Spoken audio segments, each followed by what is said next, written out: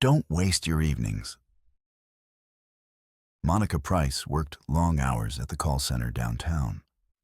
By the time she reached her apartment every night, the sun was gone, and the city had turned that faint amber color that made everything look tired. She lived alone on the third floor of an old building where the elevator rattled like bones. The hallway lights hummed softly, her key always stuck in the lock for half a second before turning. It was a routine she didn't think about anymore. Just something her hands knew how to do.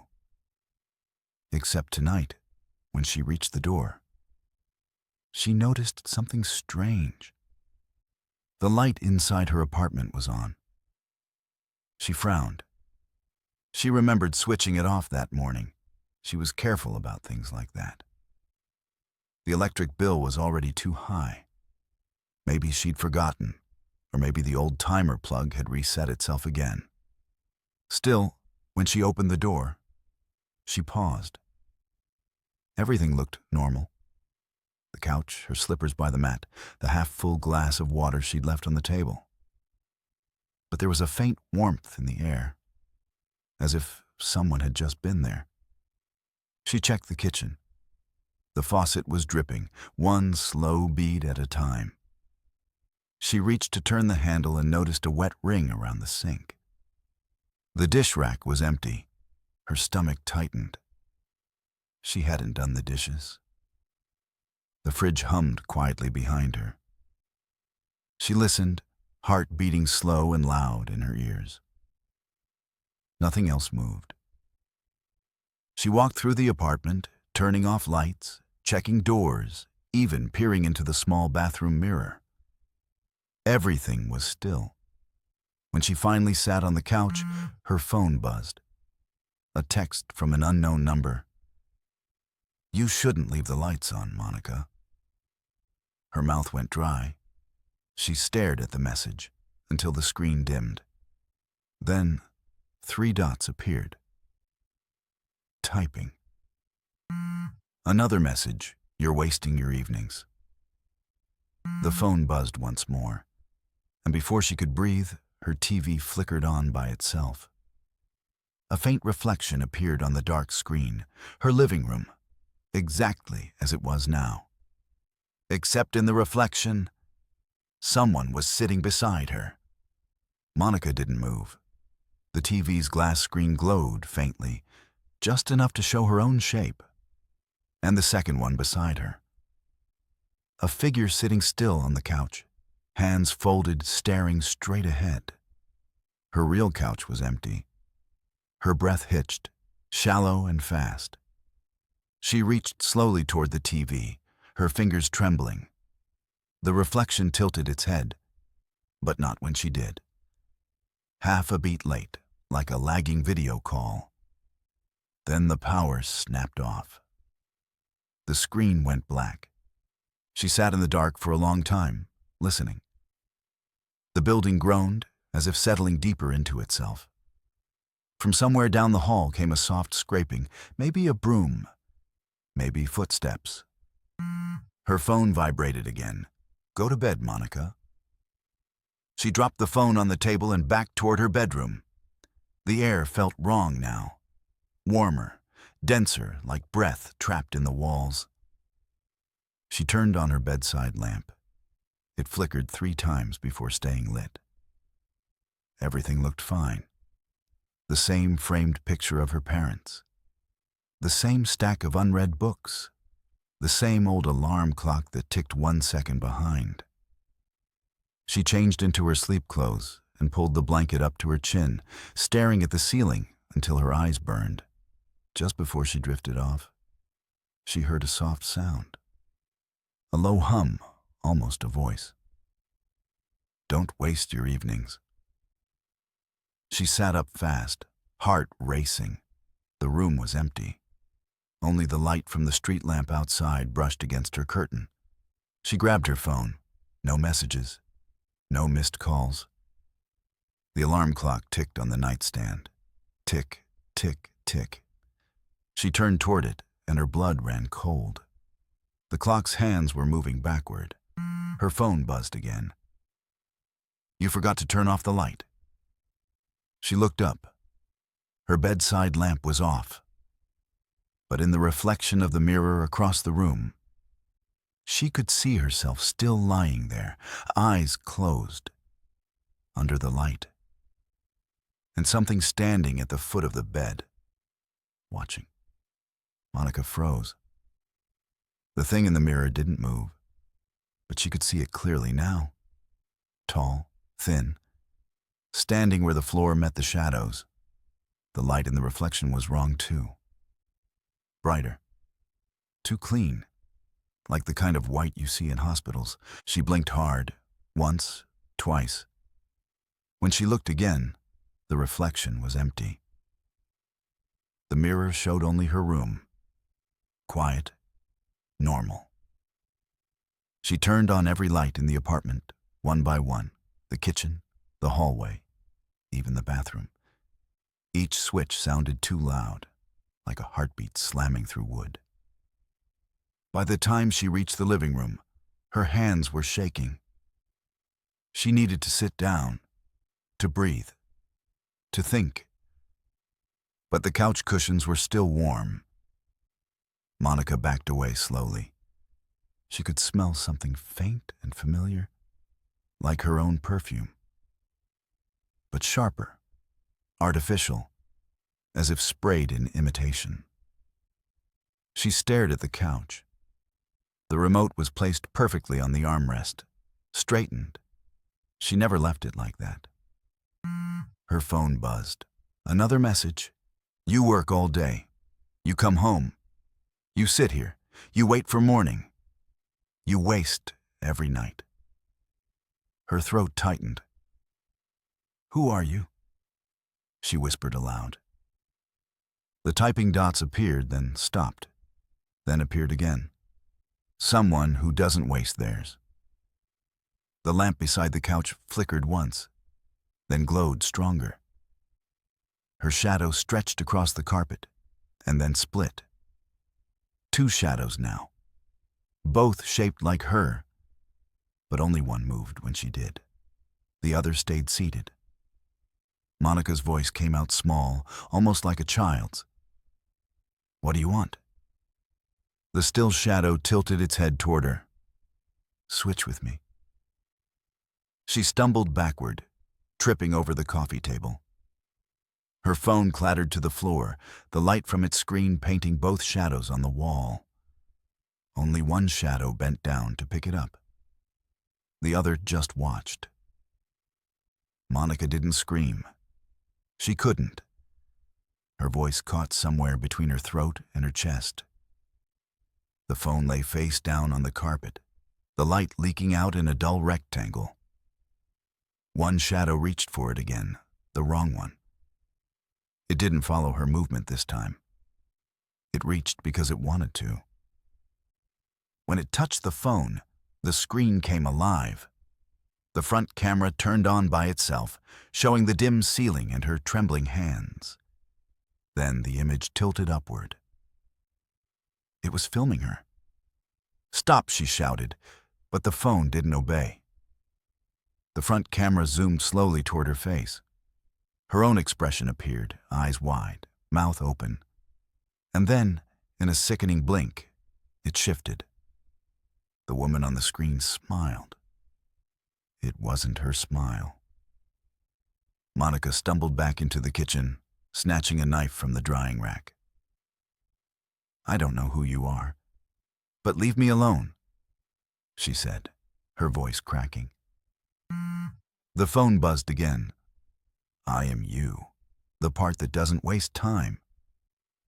She dropped it. The text disappeared, replaced by the camera again.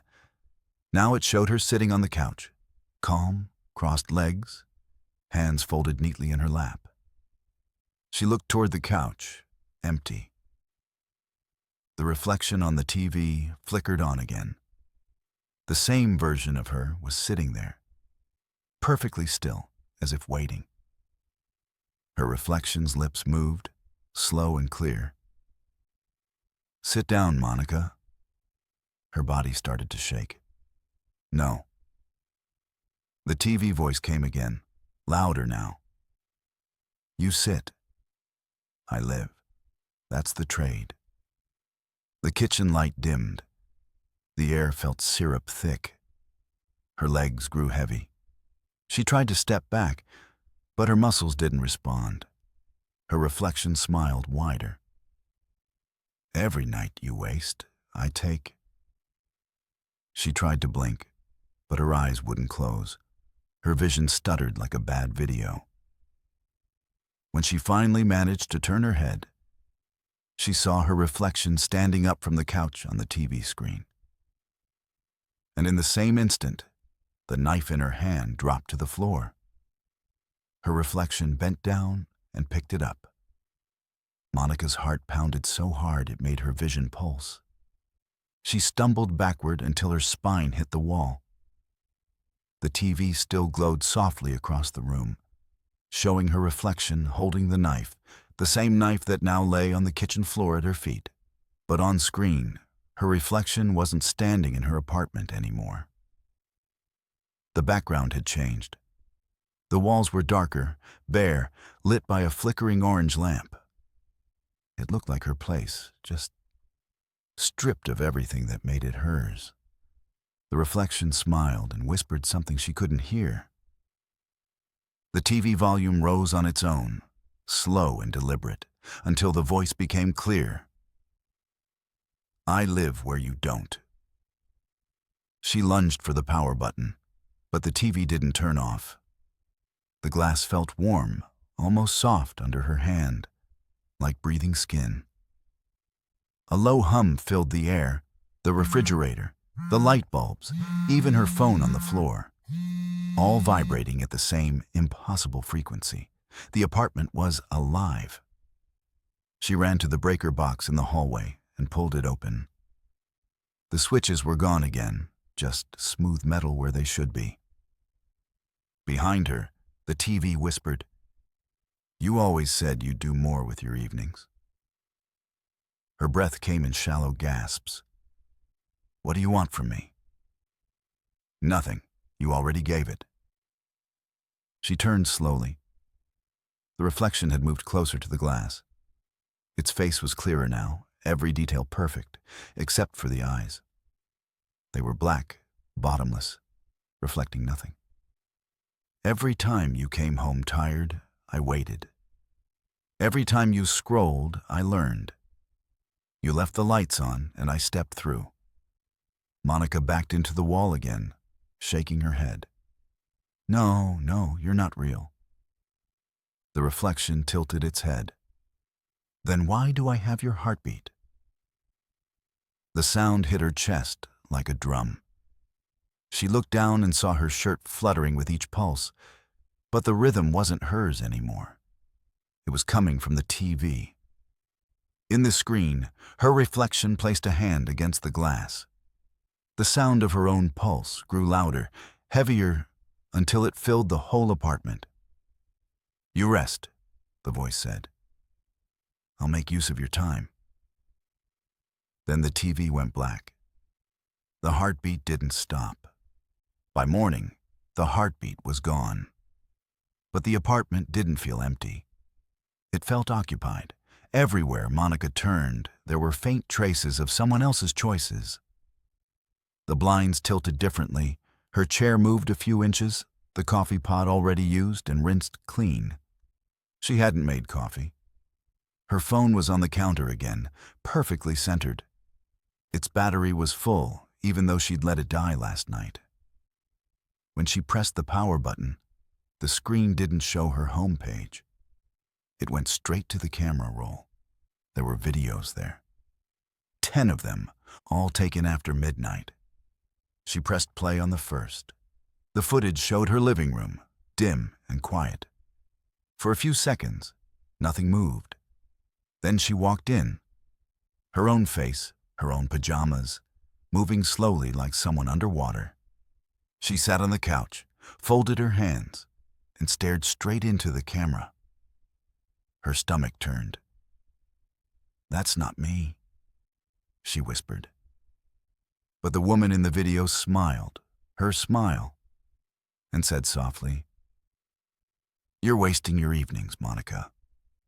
The clip ended with a sharp click, like a light switch being flipped. Her hands trembled as she opened the next video. This one showed her standing at the sink, washing dishes with calm, rhythmic movements. She turned toward the camera again. "It's not so bad giving up your hours," the reflection said. "You weren't using them anyway." Monica dropped the phone. It clattered across the counter. The screen cracked, but the video kept playing, voice distorting through the speaker. "Don't fight me. You'll wake up rested." Her breath came fast and shallow. No, no more. She yanked open every drawer, every cabinet, looking for the hidden camera, the explanation, something human. But each room looked the same, too clean, too organized. Her phone buzzed again. "You don't have to watch anymore." The kitchen lights flickered once, twice, then stayed off. In the black screen of the microwave, she saw her reflection again, not matching her movements this time. It lifted a finger to its lips.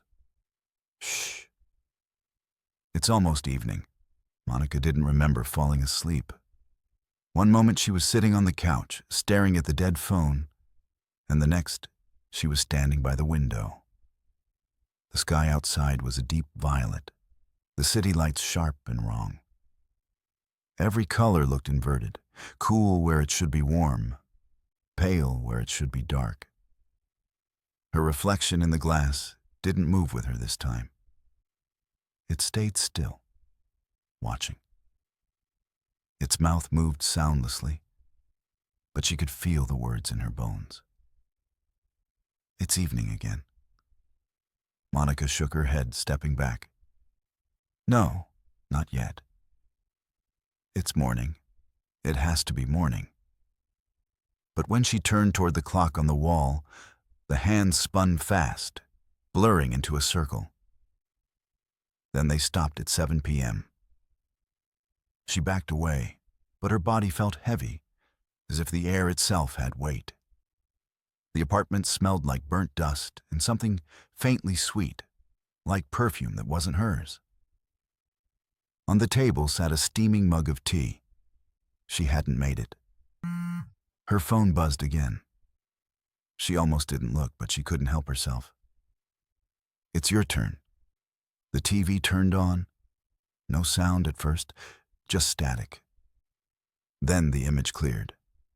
The same apartment, the same couch, the same tea, and her.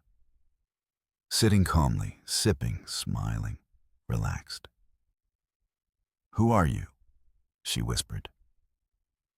The other her looked up from the cup, eyes bright and calm. "I'm what you could have been if you'd just used your time." Monica's stomach twisted.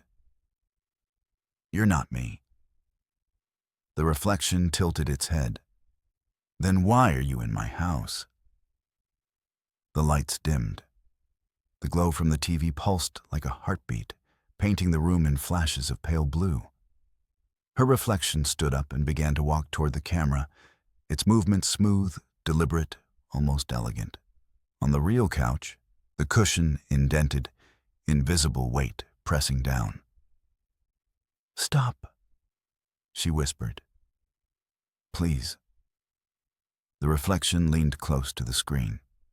Its voice came through, quiet and cold. "You wanted your evenings back. I'm giving them to you." The screen went black. And then, from the hallway, came the soft, familiar click of her bedroom light turning on. Monica's legs barely obeyed her as she moved down the hallway. The air thickened with each step, warm and humid like breath on glass. Her bedroom door was half open, the light spilling through the crack, thin and gold, flickering like candlelight. She stopped at the threshold and listened. Nothing. Just the faint hum of her building's old pipes. Then a soft sound, cloth against fabric, the creak of her bed springs. Someone was sitting on the bed. Her mouth went dry. "Who's there?" No answer. She pushed the door wider. Her breath caught. She was sitting there, not the reflection from the TV. This was real, three-dimensional breathing. The woman on the bed wore her pajamas, her hair tied back exactly like hers, her feet bare and pale. The other Monica looked up, smiling faintly. "You made it." Monica stumbled backward until her shoulder hit the doorframe. What are you?" The thing tilted its head, eyes soft. "You were supposed to use your evenings better. You said it every night." "Tomorrow, I'll start living." "I never meant—" "You never mean it," the double said, her voice calm, kind even. "So I did." She stood up and the motion was wrong, too smooth, too steady. As she walked forward, the shadows followed her instead of her body, stretching wide and sharp across the walls. Monica backed away, whispering, "You're not real?" The double stopped inches from her face. "You left the lights on," she said softly. "And I came through?" The room flickered. For a split second, Monica saw two overlapping scenes, her bedroom and something else behind it. An empty gray space filled with rows of unmoving figures sitting on couches, all staring blankly into glowing screens.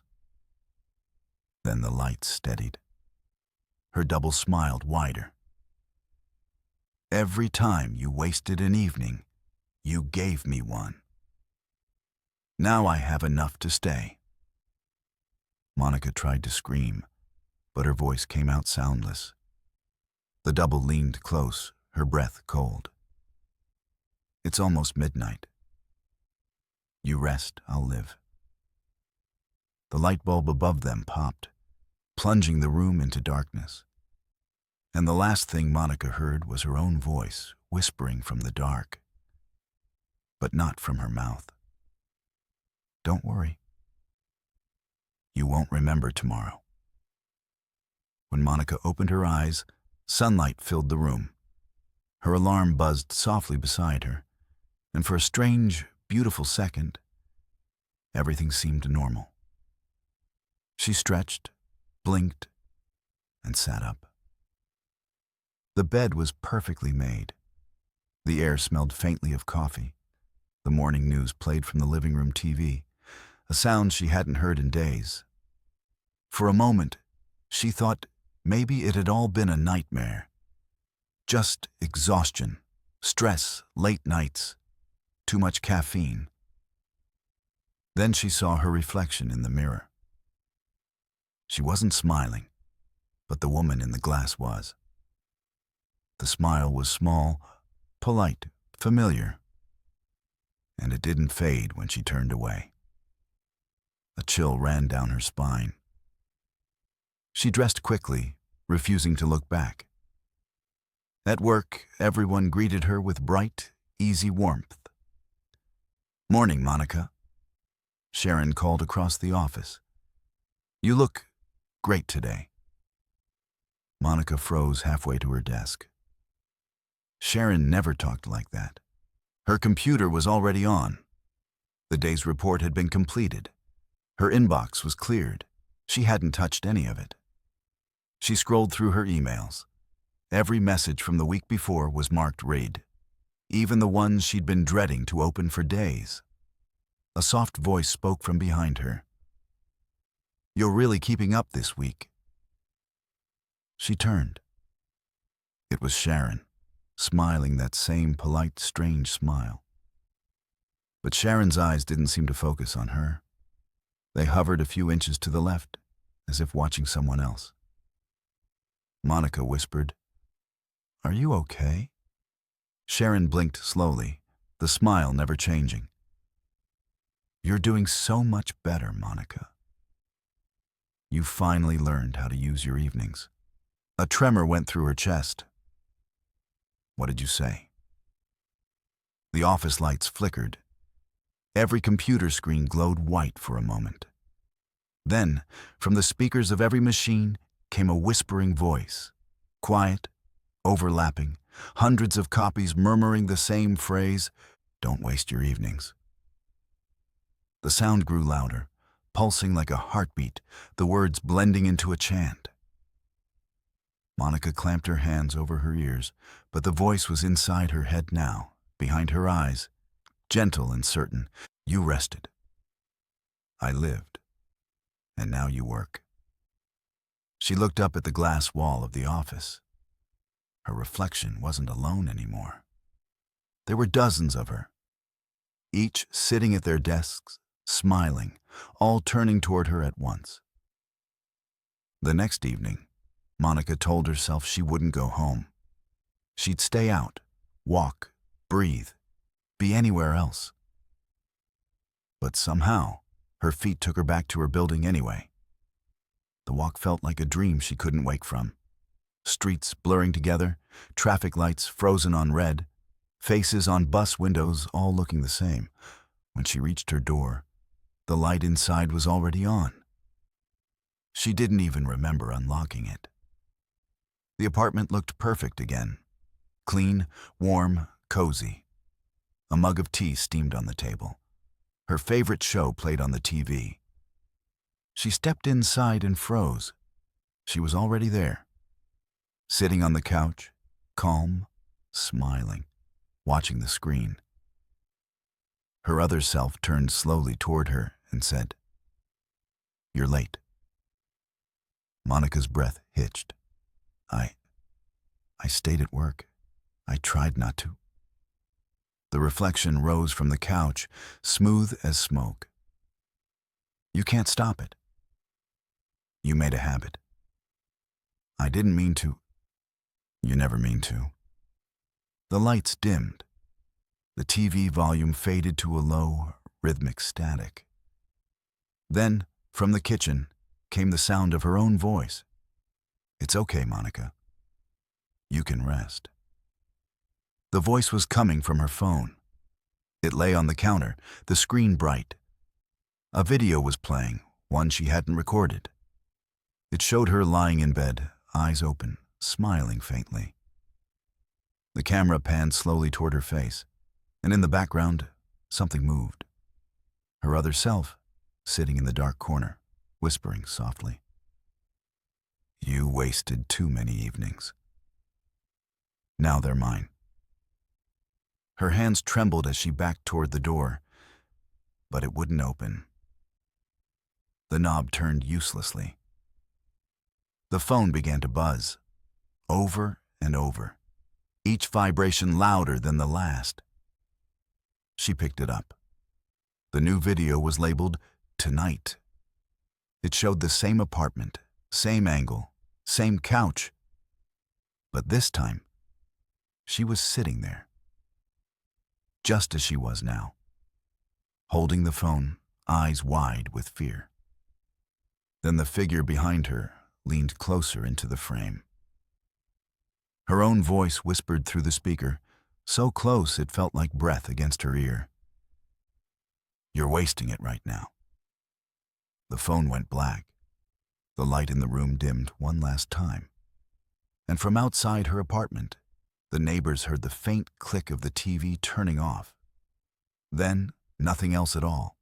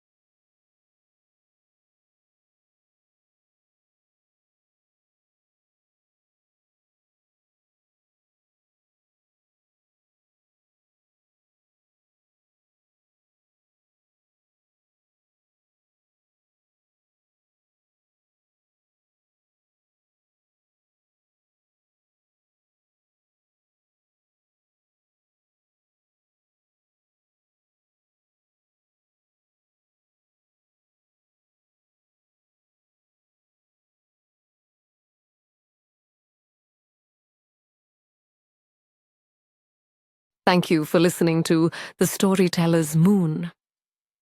If this story touched you, scared you, or kept you on the edge of your seat, don't forget to like, share, and subscribe. Your support keeps the stories alive, and I can't wait to share the next one with you under the moonlight. Until then, may your nights be safe and your dreams unforgettable.